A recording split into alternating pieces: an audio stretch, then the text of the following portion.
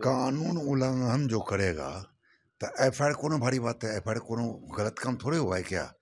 कानून को तोड़ना ये तो ये एनडीए के गठबंधन में कहीं से नहीं है। उन लोगों के समय में होता था बराबर। ये देखिए, ये मीडिया में बनने के लिए, ये पेपर में बनने के लिए ऐसा काम किया है वो कि हम पर जानबूझ के एनडीए एफआईआर करता है। एफआईआर तो होगा ही, उसको तो जेल जाना चाहिए था। इनके रिजर्व में चारा चोर होता है, मैं क्या कहता, चारा घोटाला हुआ, अलकतरा घोटाला हुआ है। जिनके समय में लोग सुरक्षित रहते नहीं थे, तो उनके समय में लोग क्या बुझेगा। कानून का लोग सब करते आए हैं, शोषित हैं, पीड़ित हैं। सब लोग सब दिन से उन्होंने शोषित करने का काम किया है। आज जो घड़ियालू आंसू बहा रहे हैं, तो घड़ियालू आंसू बहाने क्या है बहा रहे हैं।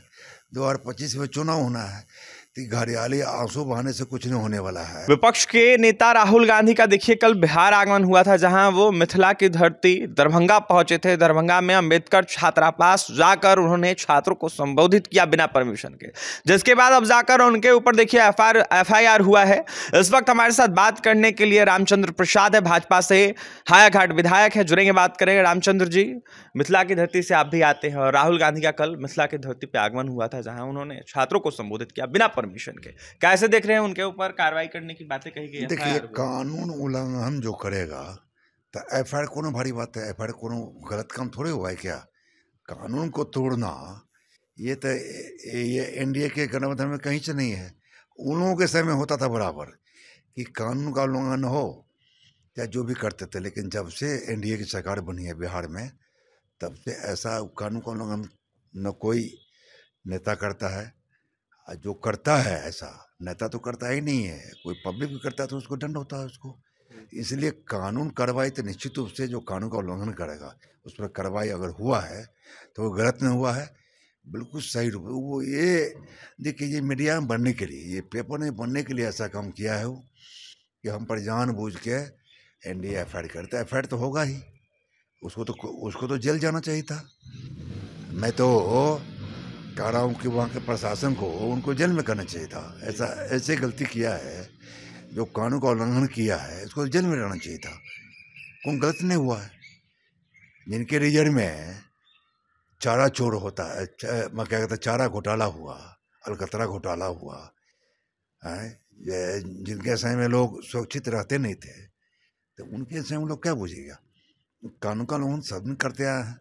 अच्छा रामचंद्र जी, वो दलितों की बात कर रहे थे, कल अम्बेडकर छात्रावास पहुंचे थे, उन्हें जातीय जनगणना को मुखरता दी, जहां उन्होंने कहा कि जातीय जनगणना पर जो जातीय जनगणना करवाना है उसको पारदर्शिता पूर्वक करवाया जाए। इसके साथ ही दलित छात्रों की उन्होंने बात की, दलित छात्रों को आगे कैसे बढ़ाना है, उनको कैसे उनका हक दिलवाया जाए, उनको कैसे उनका पैसा दिलवाया जाए, इसको लेकर उन्होंने चर्चा की। तो लगातार दलित छात्रों सब दिन दलित छात्र को, दलित लोग जो हैं, जो शोषित हैं, पीड़ित हैं, सब लोग सब दिन से उन्होंने शोषित करने का काम किया है।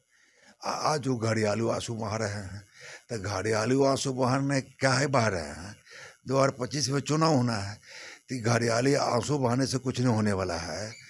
एनडीए माने एक एक कार्यकर्ता बिहार की धरती समझ रही है कि जिस बिहार की धरती पर बिहार के विकास पुरुष माननीय नीतीश कुमार ने और माननीय देश के यशस्वी प्रधानमंत्री आदरणीय नरेंद्र मोदी जी ने जो बिहार का विकास किया है, और इंडी गठबंधन के लोग सभी दिन लूटते हैं बिहार को, तो अब चलने वाला है नहीं। बिहार का एक एक जनता देख रहा है, उसको धूल चटाने का काम 2025 में करेगा।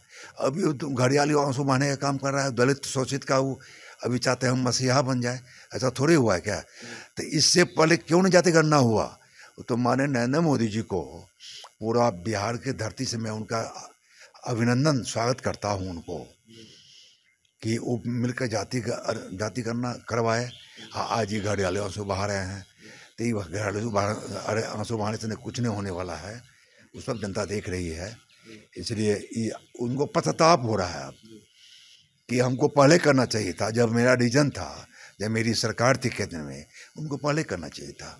अभी लोगों को समझा रहे हैं, लेकिन लोग यहाँ समझ चुके हैं क्या है कांग्रेस, क्या है इंडी गठबंधन के लोग, पूरा समझ चुके हैं। अंतिम सवाल रहेगा आपसे। मीडिया कर्मियों से बातचीत के दौरान राहुल गांधी ने बयान दिया, जहां उन्होंने कहा कि इस एफआईआर से कोई फर्क नहीं पड़ने वाला है, दर्जनों एफआईआर हमारे ऊपर हो रखे हैं। उन्होंने तो ये सब जानते हैं, महागठबंधन के जो लोग हैं उनको पहले से उनको आदत है नियम कानून तोड़ने का, एफआईआर होने का। तो उनको क्यों क्यों उनको जितना उनको शर्म विचार नहीं है कि क्या होता है कानून, क्या होता है लॉ, उसको हमेशा धज्जी उड़ाने का काम करेंगे। तो ऐसा बिहार सरकार बर्दाश्त नहीं करेगी। देखिए, ऐसा बिहार सरकार बर्दाश्त नहीं करेगी। क्या होता है कानून, क्या होता है लॉ, ये भी नहीं पता है विपक्ष की दलों के नेताओं को, इसलिए ये लोग उल्लंघन करते हैं कानून का और ऐसे में कार्रवाई होती है। देखिए, बीजेपी से विधायक हायाघाट से रामचंद्र प्रसाद ने जमकर निशाना साधा राहुल गांधी के बिहार आगमन को देखते हुए। जहां देखिए मिथिला की धरती से आते हैं रामचंद्र प्रसाद, जहां कल राहुल गांधी का आगमन हुआ था, इसको लेकर सीधे सीधे निशाने पे लिया इन्होंने और साफ तौर पर कहा है कि जनता जो है नरेंद्र मोदी के विकास, नीतीश कुमार के विकास को चाहती है और ऐसे में आने वाले समय में ये लोग टिकेंगे नहीं। इसके साथ ही राहुल गांधी दलितों की बात करते हैं, इन्होंने ही कहीं ना कहीं दलितों को छलने का काम किया था। अब जाकर जिस तरीके से दावे कर रहे हैं उसको देखते हुए इनका दावा पूरे तरीके से फेल है।